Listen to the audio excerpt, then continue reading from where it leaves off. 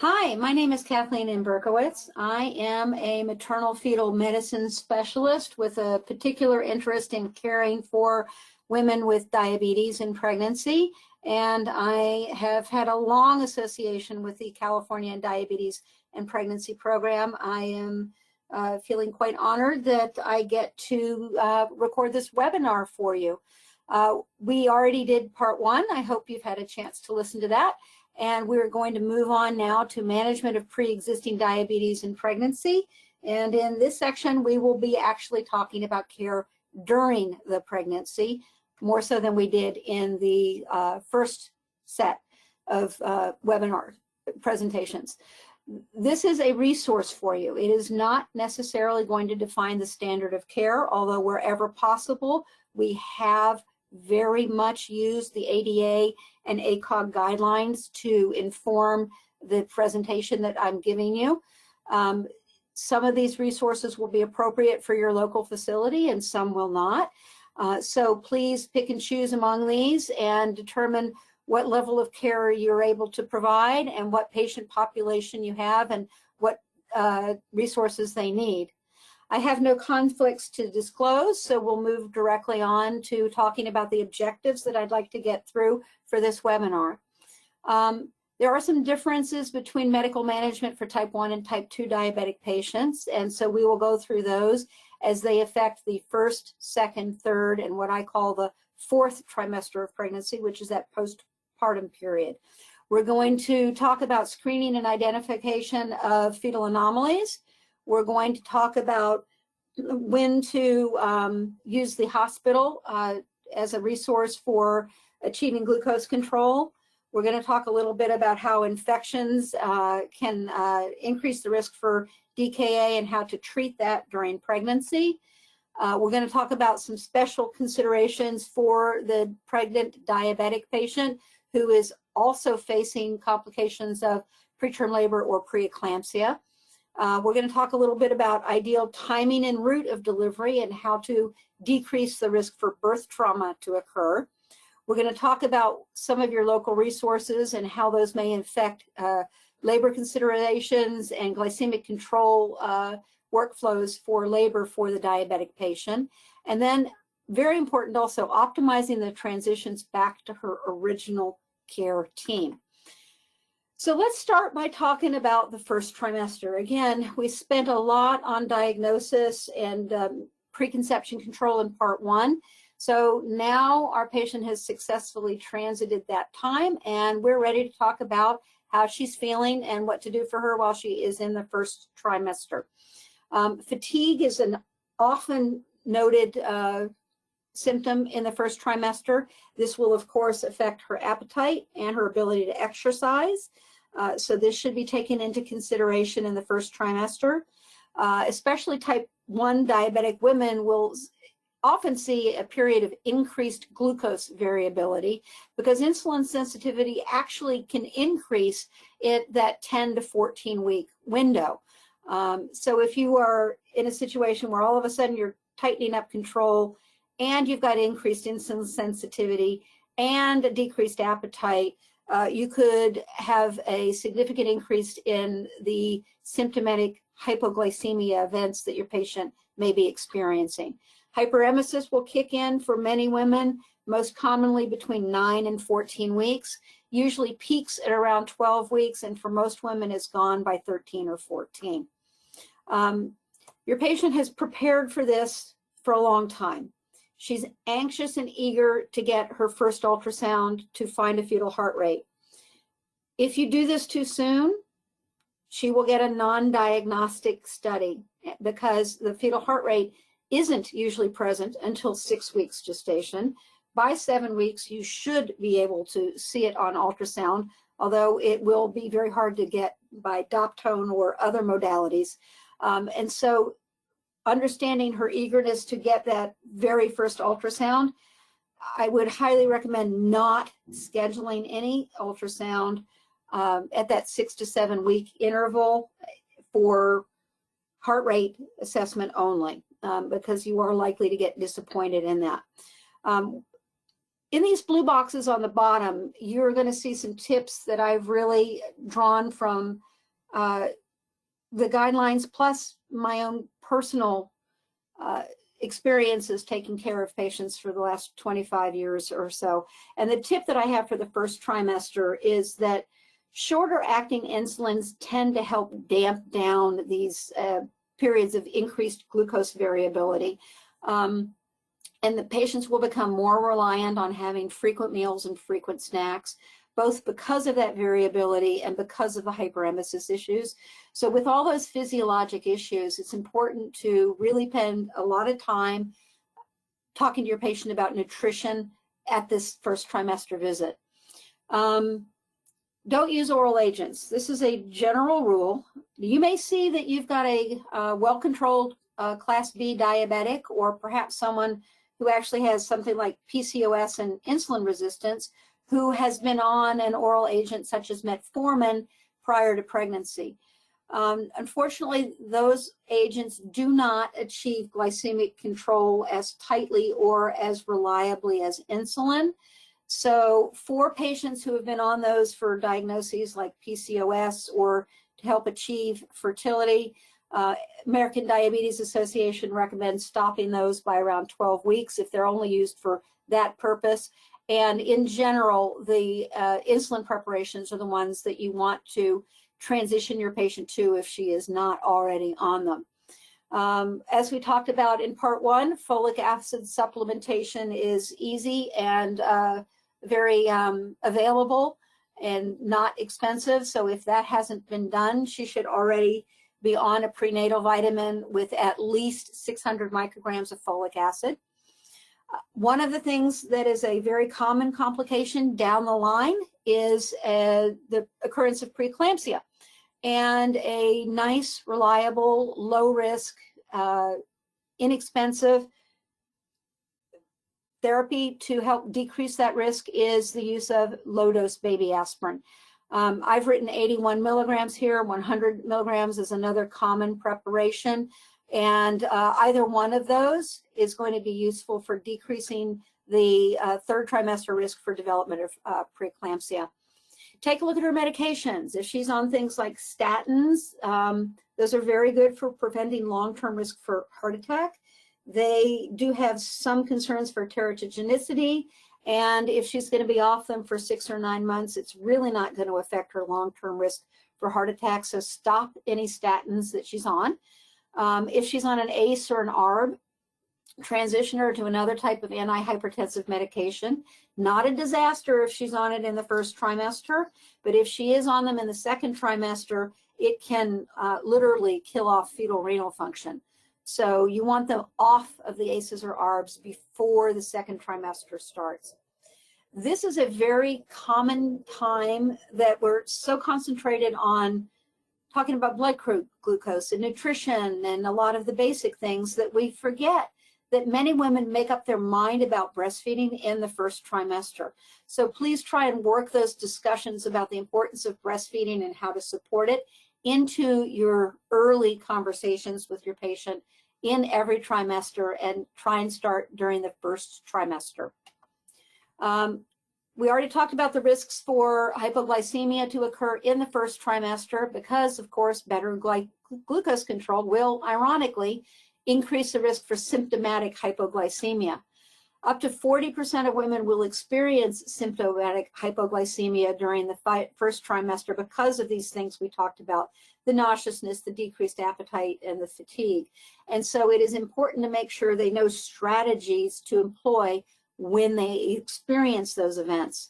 This is particularly important for people who are naive to insulin prior to the pregnancy, because I'll guarantee you, if they have a symptomatic hypoglycemic event after one of their initial administrations of insulin, they are very frightened about having a recurrence of that, and they make some bad associations between that event and any insulin dose administration. So you really want to help them to avoid symptomatic events of hypoglycemia. Again, here's some tips. The short-acting insulins tend to work very, very well. So I like using the short-acting insulins before meals and a dose of NPH at bedtime, obviously for patients who are on a pump. We can certainly adjust the epochs of their basal and bolus regimens to adjust and really personalize what the regimens are, but not many of our type 2s have a pump that they can do that with. So short-acting insulins are of great help to me. I want to make sure that the family members know how to assist her if she's having a severe episode of symptomatic hypoglycemia. So I'll review the things like, have you got glucagon in the house? Do you know how to use it? Others would like to rely on some medical wearable technology, bracelets, necklaces. I even had one patient whose mother had taken her to a tattoo parlor to have the information that she was a type 1 diabetic tattooed on her forearm. Certainly a good option if a patient chooses to do it. Not something that I would necessarily force on a child, but tattoos are an option for patients who would like to have them placed. One thing I learned when I was putting this update together is that cell phones have the capability of, at least if you have an iPhone, of having an emergency contact. So you can actually go to settings, pick that emergency SOS thing, and put in the emergency contacts that you have. And then any emergency responder who finds you down can actually press a button on the side of your iPhone, and your emergency contact information will come up. So I would consider that as a feature that everybody should be encouraged to use. Again, wearable medical identification items are options. Some patients like them. Some patients feel that it sort of puts them with, it sort of limits their ability to control their disease or how they are viewed by the public, and they prefer not to use a wearable medical identification item. Talk with your patient about what those options are, and you'll know what her preferences are. So now we're moving along through the first trimester. We've gotten to, say, the first visit. We've done hemoglobin A1C if we didn't have it already. We've got the family history if we didn't have it already. We may or may not have done an ultrasound confirming viability. Now we're into this 11 to 14 week range at the end of the first trimester, and we're starting to talk about how to identify fetal anomalies, either by ultrasound parameters or by serum screening tools. In the first trimester, if you have a thickened nuchal translucency, it may indicate an increased risk for a fetal cardiac anomaly, again, which is one of the more common things that you will see if diabetes was not well controlled prior to conception. Again, it's important to talk to your patient about how often these things happen in the usual population. 3 to 5% of us are born with a minor anomaly. 1 to 3% of us are actually born with a major anomaly, and the risk for a cardiac defect in the general population is about 0.6%. So that's the baseline risk. You'll never be able to prevent the baseline risks, and that's important for your patient to know. When we're looking for major anomalies, many of them can be detected either in the first or the second trimester. In the first trimester, we can also see things like gastroschisis or anencephaly. We certainly are not as successful with first trimester fetal echo. And so the heart at that stage is size of a peppercorn and a very complicated structure. So most of us will look in the second trimester or the early third trimester to really optimize our ability to identify fetal cardiac abnormalities. In general, an ultrasound around 18 to 20 weeks will optimize visualization of all fetal structures, and so we can pick up many major anomalies at that time. Depends on who's doing your scan, how experienced they are, what their machine is like. So detection rates vary from as low as 14% to as high as 61%. Please look to see if the person who is doing your ultrasound has certifications such as AIUM certification or clear certification or NT certification. Those are generally indicators that whoever's doing your ultrasound has a higher degree of expertise and training. Patients should understand that we're not going to be able to detect everything. Some defects are never detectable, and some defects don't show up until the 3rd trimester. So things like growth restriction, renal abnormalities, microcephaly don't usually show up until the 3rd trimester. Brain development continues all the way to the age of 2. So again, we may not even have something that's abnormal even in the 3rd trimester. Other modalities that are available for looking at risks. There are karyotype risks, and then there are risks for single gene disorders, and then there are family history things. So in that first line here, I've got a bunch of different things listed. Things like console prenatal panels are useful and often used in infertility to figure out what your family risks are for 500 genetic conditions. 23andMe will give you some of this data as well. I think they're actually licensed for about 30 of the same things that the console panel is. There are things that will look directly at fetal chromosomes, like cell-free fetal DNA. And that usually will give you an assessment of the risk for fetal chromosome abnormalities like trisomies. Things like sneak peek and first look are really not of medical importance, but they are very useful and make a lot of patients who want to know about gender happy. They are very available, very Googleable, and their cost is not excessive. So patients may choose to do those things. Things that help us determine whether or not there are risks for physical abnormalities are things like maternal serum alpha-fetoprotein, which is incorporated into sequential screening and quad screening. Those will also give you estimates of risks for trisomies. Point being, when you talk about family history of genetic diseases, single gene disorders, and trisomies, patients are overwhelmed, and really you have to be very specific in what you're talking to them about. I've had many patients come in and go, oh, I already had that genetic testing. I don't need to talk to you about it. When what I may want to talk to them about could be very different than what they've already had.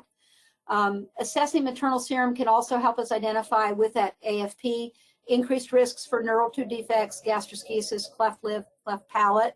But you can have a baby with totally normal karyotype testing who will still have a physical abnormality. So ultrasound is useful separately, not just for assessing the risk for genetic abnormalities, but for physical abnormalities like neural tube defects and cardiac defects as well. When you combine those 1st and 2nd trimester ultrasounds and serum screening tests, you have the ability to identify most major anomalies. Also in the 2nd trimester, again, you're doing the ultrasound and the serum screening protocols.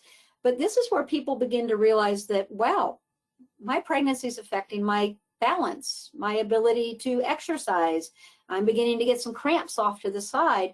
And it triggers discussions of what the future work-life balance is going to be like, and how the 3rd trimester may affect their ability to continue to work. And so this is where you need to talk to your patient about what their psychosocial needs are.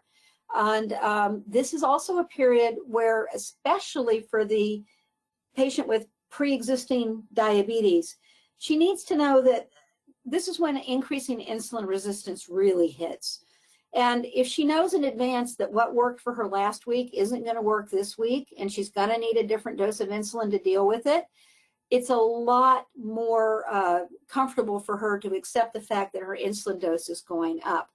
Some patients, especially in this range, might even need weekly or biweekly increases in insulin dose to achieve and maintain those glycemic targets. This is where I find the virtual visits and telephone visits to become very, very useful. Couple of the tips that I use for 2nd trimester management is the majority of the insulin my patient is going to be taking is going to be given preprandial to control those postprandial values. And then less of it I'm going to use as sort of a basal insulin. And again, I usually pick something that is like an NPH type of length of action rather than one of the traditionally used long-acting insulins that are common for patients who are pre-existing diabetics. Again, if COVID taught us nothing, it taught us how to use virtual visits and Epic tools. Many hospitals are now using Epic tools for increased communication with patients. I certainly love using MyChart, and I'm on it probably a dozen times a day with my patients. Especially helpful during this late second and early third trimester period. Another thing that you can help your patient with is help her anticipate how to maintain glycemic control during happy life events, things like birthdays, baby showers. She's going on a vacation in a different time zone. Thanksgiving is coming and I really want a certain treat. New Year's. So if you engage your patient proactively in these discussions, not only will she have a better chance to enjoy those life events, she's actually going to think to herself, this person's really watching out for me. And it builds a rapport. So I find this something that I really work with in the second trimester. Work-life pregnancy, again, patients have been working at this now forever. They've been working on their glucose control forever. Their fingers are sore if they don't have a Dexcom. Their insurance isn't covering all the strips that they're using. They're having to borrow uncle's strips or grandma's strips, and it's a worry for them. But unfortunately, just like with COVID, we're at the midpoint of the marathon here, and the big hill is still coming up with the increases in insulin resistance and the third trimester challenges.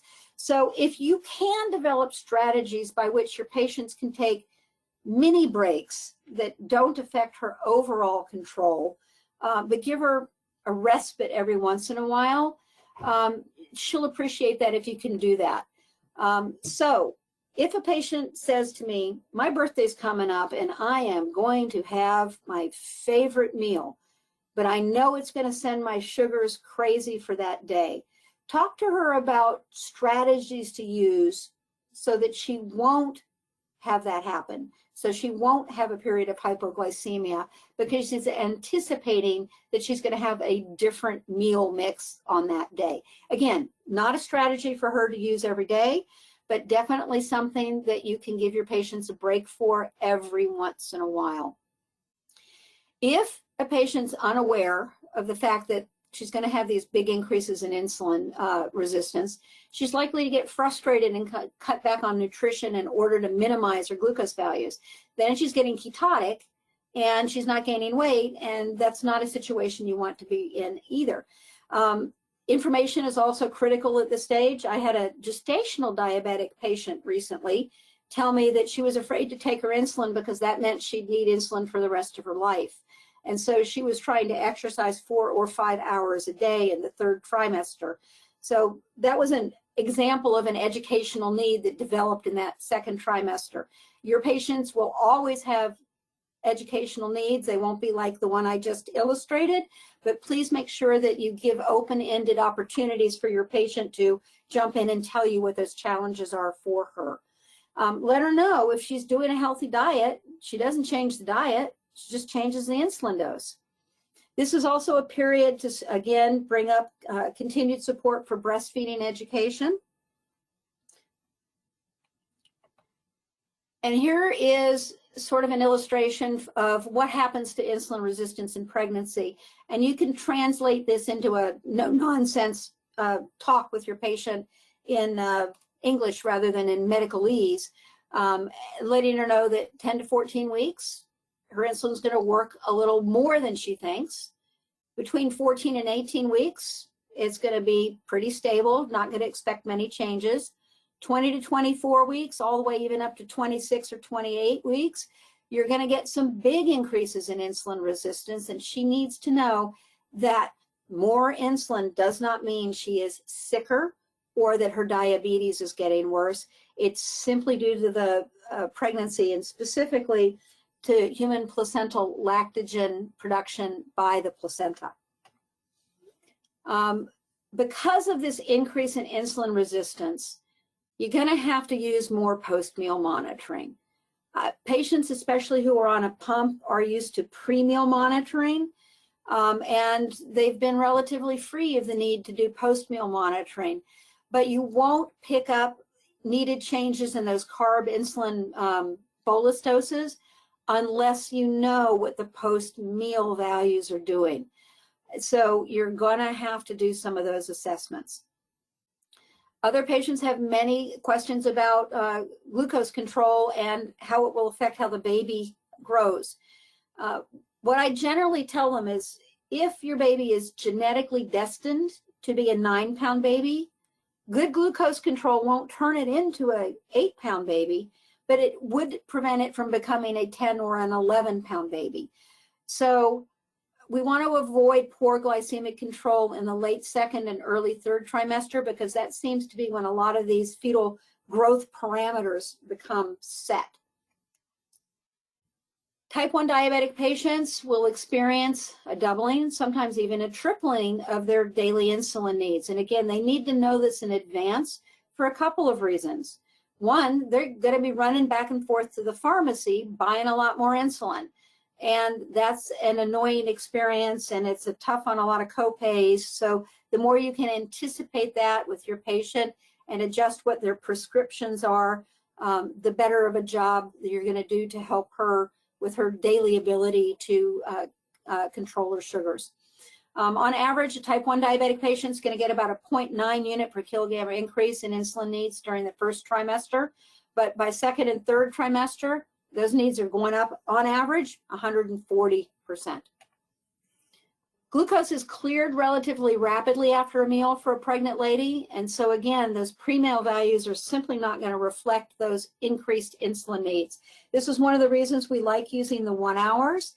But again, ADA does give guidance for the use of 2 hours as well for optimal glucose control. When possible, I do like using the 1 hours. I recognize, though, that there are many people who like the 2 hours, and there are patients who prefer the 2 hours as well. Again, tips based on the guidelines and sort of my own experience is you want to really look for patterns in that variability. If you see post-meal variability, look at that carb intake, look at that fat intake, and try and modulate that diet first. If you're using a long-acting insulin, consider changing to some more short-acting varieties, varying up the carb-insulin ratios for each meal.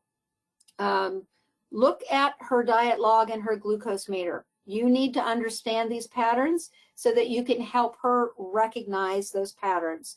And you want to do this in a very non-judgmental counseling fashion. You don't want to make her feel guilty about you work a long time and you never can get an afternoon snack. You want to accept what she can change in her regimen, accept what she can't change in her daily regimen, and help her develop a strategy to best manage her life. This is a classic study. Again, I like presenting you with some classic data whenever you can. And while this one was originally published in 1995, it's one of the first studies that showed how much you can improve outcome if you add postprandial monitoring. This particular study happened to be in gestational diabetics, but the principles hold true for type 1s and type 2s as well.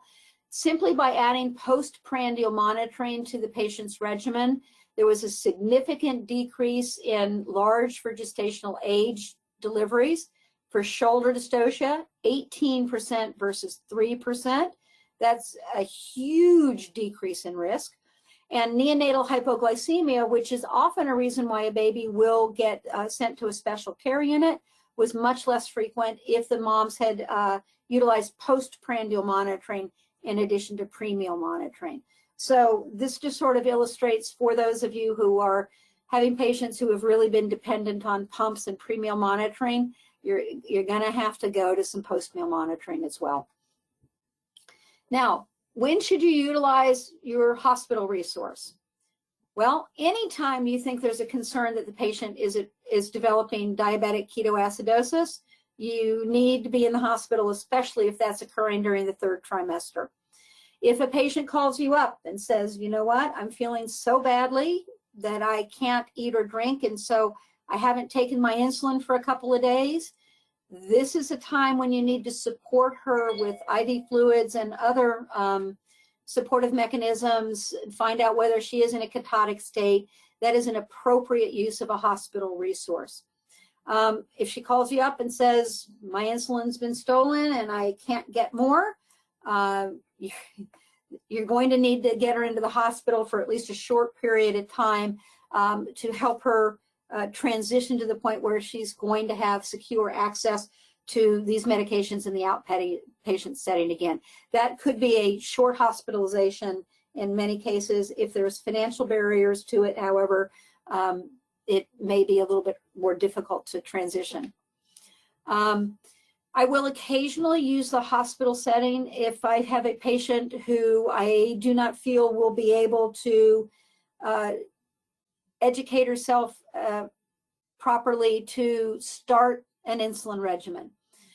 Set the goals for discharge prior to admission. And I would submit that your goal is not perfect control, because her diet and exercise patterns will be different the day after you discharge her. So set some goals prior to admission that are achievable in a 2 to 3 day hospitalization. Ideally, you shouldn't need a period longer than that for the intensive education portion of the control.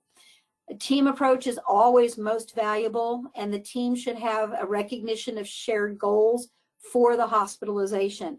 If I'm telling the patient one thing and my diabetes nurse educator is telling her a second set, she will be very frustrated about when I'm actually going to send her home. One of the things that you want to make sure of is that she's had an opportunity for education concerning diet, exercise, home glucose monitoring, and how to administer insulin.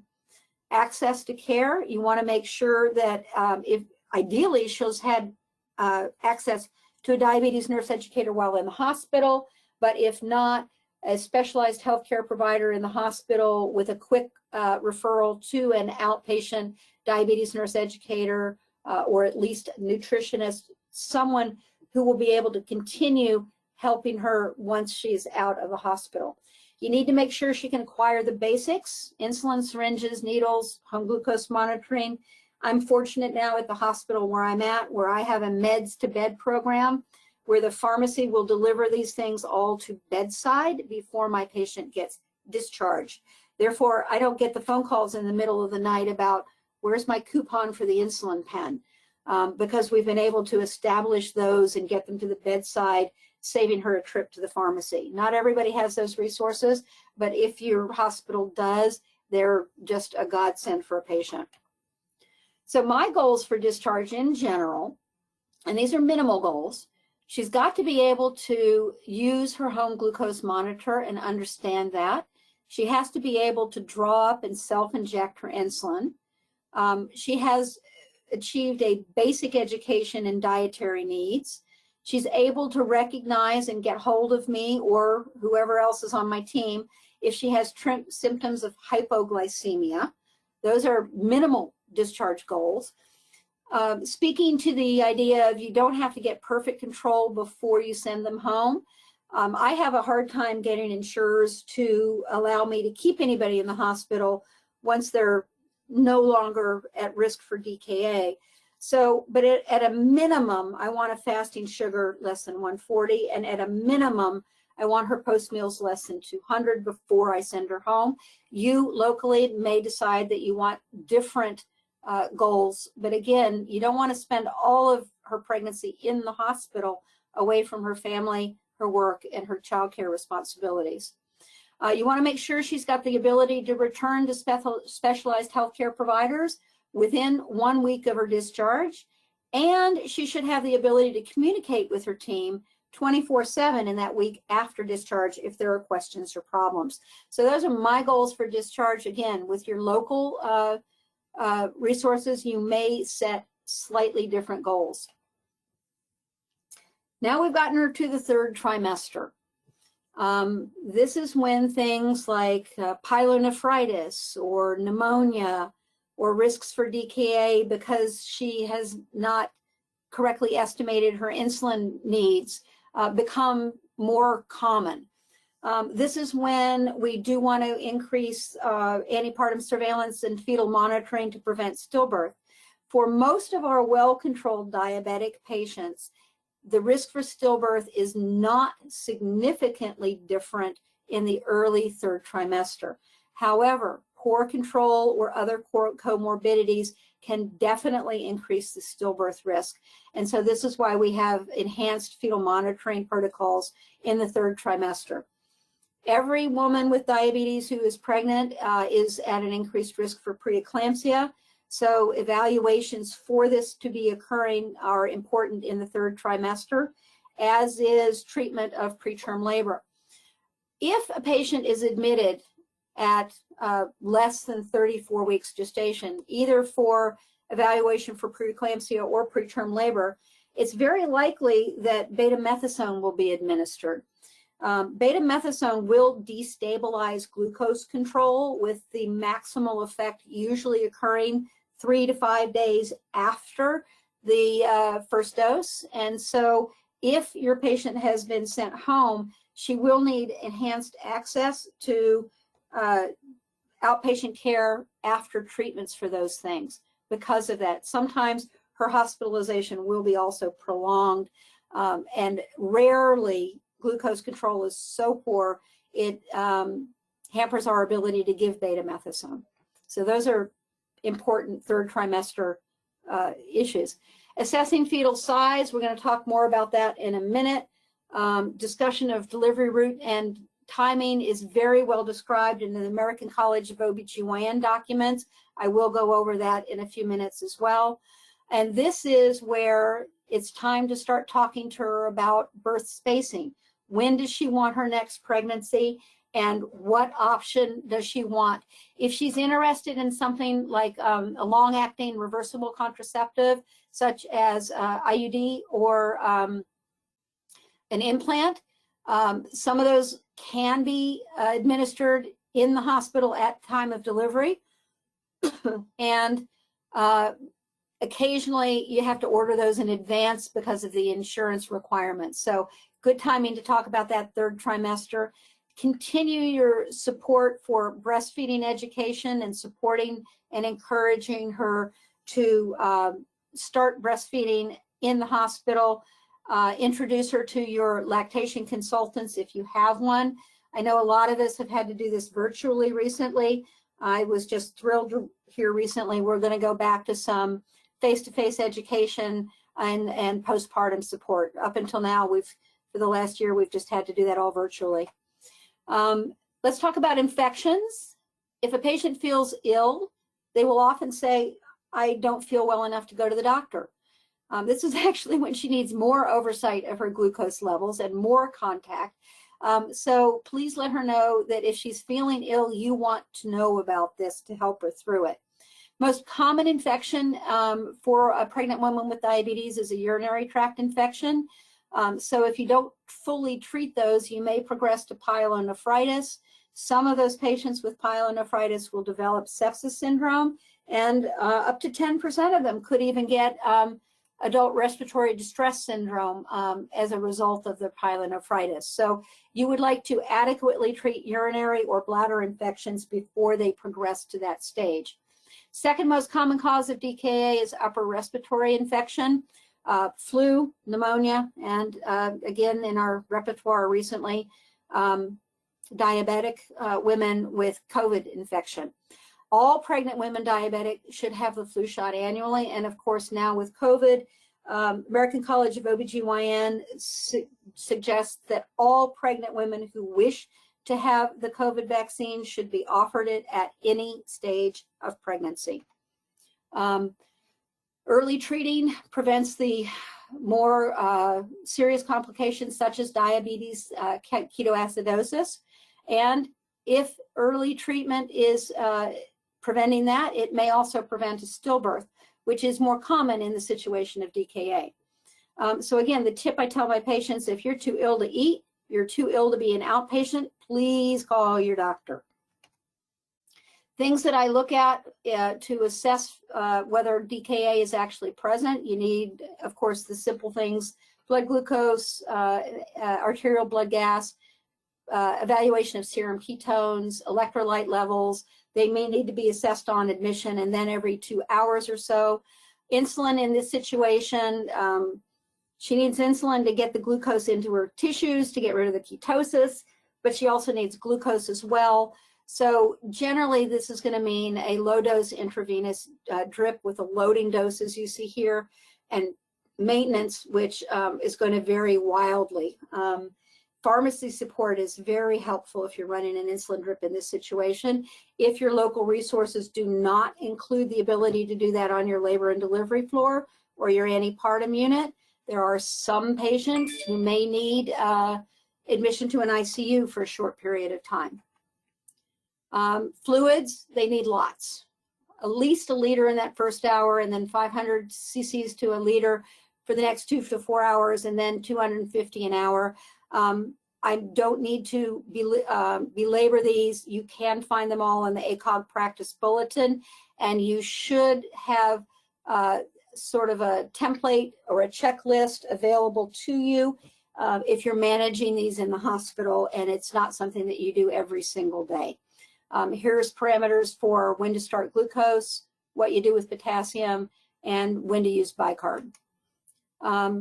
Again, in the 3rd trimester, I did already mention that antepartum testing surveillance is useful both for prevention of stillbirth, which is a rare complication, and to identify the initial stages of preeclampsia, which is a very common condition. Usually this is started once or twice a week, generally at 32 to 34 weeks. You can use twice weekly non-stress tests. You can use weekly biophysical profiles. There's not a lot of data saying that one is superior to the other. And so look again at your local resources and see which one of these schemes is more appropriate for you and your patient, and pick one of them. Things like contraction stress tests and Doppler studies of various fetal vessels are not things that you use for routine surveillance. Routine surveillance should be more in this weekly NSTs or twice weekly NSTs or the weekly biophysical profile testing schemes. If you use one of those, the stillbirth rates are approaching 0. They're never going to be 0. In the US, the stillbirth rate is somewhere quoted usually as somewhere between 1 and 3%, 1 and 3 per 1,000. It can be a lot higher. Where I am now in Ohio, we're actually at 5 to 7 per 1,000 in the general population. But when you use an antepartum testing surveillance scheme in the diabetic population of pregnant women, you'll get very low risks for stillbirth. And again, not all of those 3rd trimester losses are going to be due to uteroplacental insufficiency, which is what antepartum testing picks up. Some of those are going to be due to congenital anomalies. So you will never prevent all of them, but you can certainly provide a high degree of safety with antepartum testing. Here's a slide looking, this comes out of Great Britain, and looks at stillbirth, perinatal death, neonatal death, and totals. And you can see what those rates are for the type 1 and the type 2 diabetic population. You can see what the frequencies are. And then again, here's the rates of each one of those. So you can see that type 1 patients and type 2, both of them can have fairly similar rates for complications. When a patient presents with preterm labor in the 3rd trimester, important to remember that the majority of patients who present with preterm labor symptoms actually go on to a term delivery. Things that may help you figure out whether your patient is likely to have a preterm birth or not would be cervical length exams, fetal fibronectin testing, digital vaginal exams, monitoring for contractions. Cervical lengths are most useful at 24 weeks and less.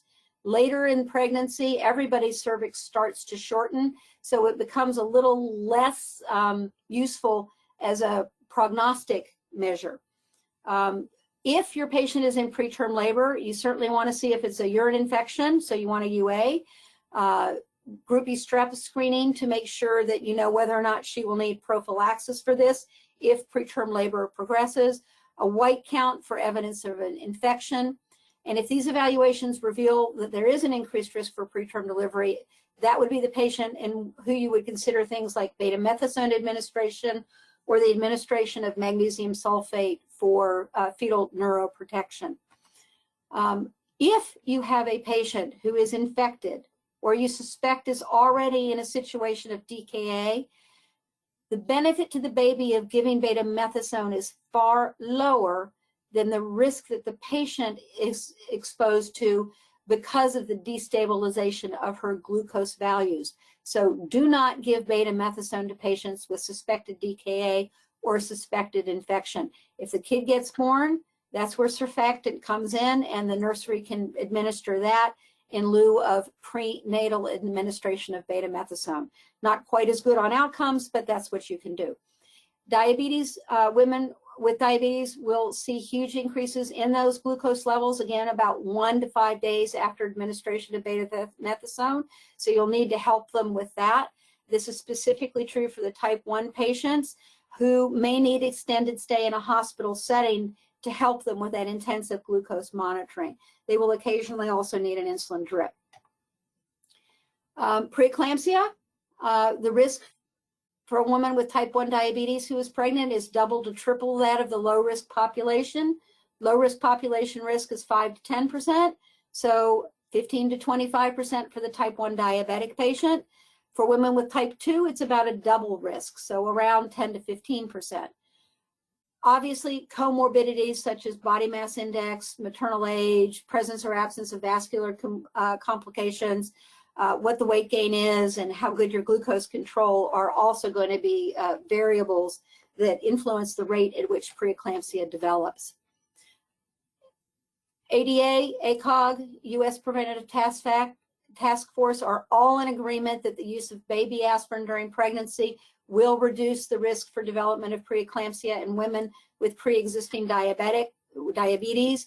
It does not need to stop at 36 to 37 weeks. That would be ACOG Committee Opinion 743, which I don't have referenced here, but if you're looking for a reference, that's where it is. If you do have the development of preeclampsia at or beyond 36 to 37 weeks gestation, delivery is indicated at that time. If it develops before 37 weeks and severe features become present, then delivery is also indicated. Again, risk of stillbirth is a relatively uncommon event for well-controlled type 1 or type 2 diabetic patients who are in an antepartum testing scheme. And so it isn't our major consideration in developing recommendations for timing of delivery for most patients. As for route of delivery, what the American College of OBGYN recommends is that if you have an ultrasound in which the ultrasound estimate of fetal weight is more than 4,500 grams, that's 10 pounds, you should consider recommending cesarean delivery for the diabetic patient. That number is 5,000 grams for the non-diabetic. Timing of delivery for a well-controlled type 1, type 2, or gestational diabetic patient, late preterm or early term birth is not indicated, so you'll want to wait to 39 weeks gestation unless additional medical complications develop. Pre-gestational diabetics with vascular complications, early term to term, a little wider optimal timing of delivery, 37 to 40 weeks. Poorly controlled diabetics, you're going to have to individualize management further, and I will submit that many of them will make the decision for you by developing preeclampsia before you would usually consider recommending timing. Now let's talk about the dreaded complication of shoulder dystocia, heralded, as we all know who've done deliveries, by the turtle sign, where the fetal vertex emerges from the perineum, the baby tucks its chin and sticks its head right back up. then you know that you need to be prepared for a shoulder dystocia. Many people try and rely on ultrasound to estimate the risk for shoulder dystocia, and this is not a good strategy because ultrasound is, in fact, not a very accurate indicator of fetal size. There's a 10 to a 15% error range in estimations of fetal weight at term, meaning if I've told a patient the estimated fetal weight is 44,000 grams, what I'm really telling her is it's somewhere between 3,400 and 4,600 grams, meaning that my best guess is 9 pounds, but the kid could be as little as 7.5 or could be as much as 10. In addition to that, ultrasound tends to overestimate weights for kids with a lot of fat because the specific gravity of fat factors into the equations that are used to estimate fetal weight differently than lean mass does. This is one of the other reasons why use of algorithms looking at the ratios of head to body and head to shoulder are not useful. American College of OBGYN does not recommend using ultrasound as a screening tool to prevent shoulder dystocia. This is their specific comment on that. And so please be aware that any patient can have a shoulder dystocia and that you need to be ready for that complication at any delivery. In order to decrease birth trauma, if you are going to rely on cesarean section for every single delivery, you'd have to do over 330 cesarean sections in order to prevent one case of permanent brachial plexus injury for the diabetic patient. It's a classic study by Rouse, again, over 20 years old, but again, in this case, again, an oldie is a goodie. In the process of performing 330 cesarean sections, there will be some maternal injuries that result. And specifically, you may cause as many as 3 to 5 maternal injuries for every case of brachial plexus palsy that you prevent. So be cautious about over-relying on ultrasound estimates. Other things about the conduct of labor. Well, it's like exercise. So maternal needs for insulin usually decrease significantly during labor because it's as if they were exercising. They are also likely to get dehydrated, so you would like to prevent that from occurring because that could enhance a process of ketosis. So if you're inducing labor, try and schedule it for a morning start. Let them have breakfast, ambulate around during the early phases of labor. When hospitals permit, I like patients to bring their own glucose meter. They've often got the soft touch features that my hospital doesn't permit. Unfortunately, again, with COVID recently, we've really put a limit on what a patient can bring from home, but consider that as an option as your hospital permits. Hydration, as I mentioned, is important. You must frequently assess those glucose levels and prevent hyperglycemia during labor. When you need to treat hyperglycemia, it's best to do so with short-acting insulin preparations. I probably should put this in one of those blue tip boxes, but insulin pump patients really need to be able to concentrate on having their baby, enjoying the experience as possible, looking at their pain med needs, and they should not be asked to figure out their own pump ratios during labor, especially since labor is going to make their insulin resistance so different. Consider whenever you can putting them on an insulin drip in labor instead of trying to manage it with a pump. Again, that will depend on your local resources. Goals for glycemic control, 80 to 110 milligrams per deciliter. Avoiding ketosis, this will decrease the risk of neonatal metabolic complications. Hypoglycemia is the one that often will land a baby with at least a short-term need for evaluation in a special care unit and separate the baby from mom at bedside. Again, check those glucose levels frequently. 2 to 4 hours are good intervals to consider checking. If you get something low, you give a little D5, but you don't usually need a whole lot of insulin. If you're a little high, you're usually going to use either regular or some other short-acting insulin bolus. Or if your resources permit and you've got the educational expertise in your unit, an insulin drip is another option for many patients. Laboring the diabetic patient, again, if you're going to labor them and consider scheduling the induction in the morning. Do the same thing if you're scheduling a cesarean delivery to minimize the time she spends that she might become dehydrated and or ketotic. Prolonged inductions, 3 or 4 days, are much rarer than they used to be. They do have high failure rates if you're into the 3rd or 4th day of this. It does increase in maternal risks for infection and hemorrhage. So I advocate sticking with the American College of OBGYN definitions of labor progress to help identify when it is no longer useful to continue an induction. Again, you're going to frequently monitor maternal blood sugars. Insulin requirements are going to decrease. Adequate hydration is very important. Now you've got your patient delivered and she's going home. Well, the placenta's gone. So is that human placental lactogen. It's gone very quickly. So there will be a rebound in insulin sensitivity that occurs very quickly after delivery. In addition to that, breastfeeding will help remove glucose from the mom's system a bit more rapidly. And so both of those issues could lead to symptomatic hypoglycemia. We also don't need quite as tight a control in that immediate postpartum period. We certainly want good control, especially for wound healing, but we want to avoid any symptomatic hypoglycemia that might result in a fall or dropping a baby or things like that. So close contact with the diabetic team, management team after delivery in that first week after discharge is important. Birth control, again, hopefully you had talked to her about this during the early 3rd or late 3rd trimester. Breastfeeding will provide some protection for 6 weeks. After that, it's a little less useful or efficacious, and so you want to be able to talk to her about birth control. ACOG recommends that women have a visit with their docs 10 to 14 days out, even if they don't have any medical complications.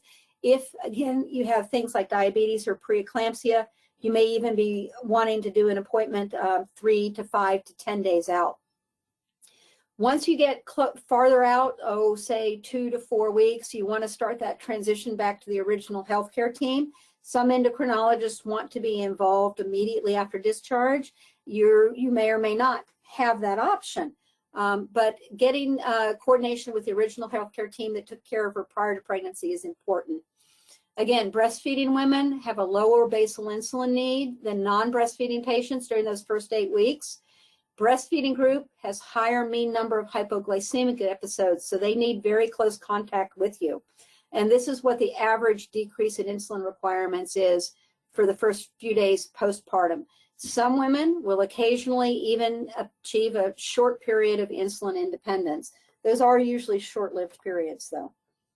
So again, try and see her within a week or 2 after discharge. Make sure she's got a way to contact you in that first week. Your care focus is going to switch from preventing hyperglycemia to preventing symptomatic events of hypoglycemia.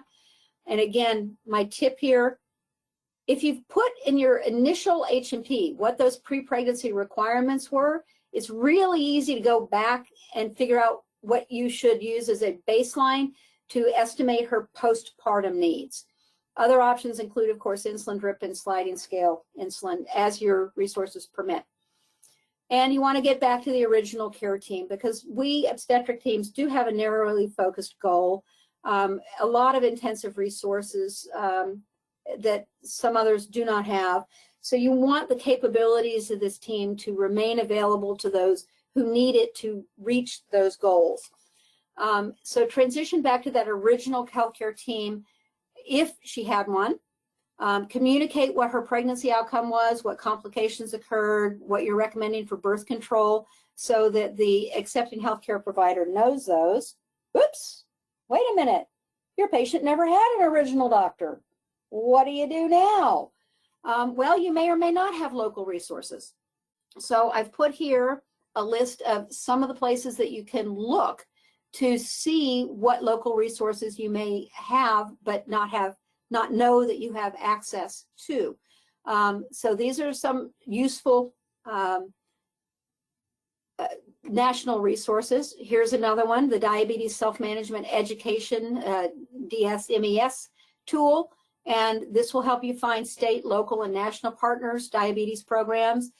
Here's some of the toolkit highlights. So I would encourage you to use those if your patient has not had prior contact with a health team to help her reach her long-term health goals. I thank you guys very much for listening and appreciate your time.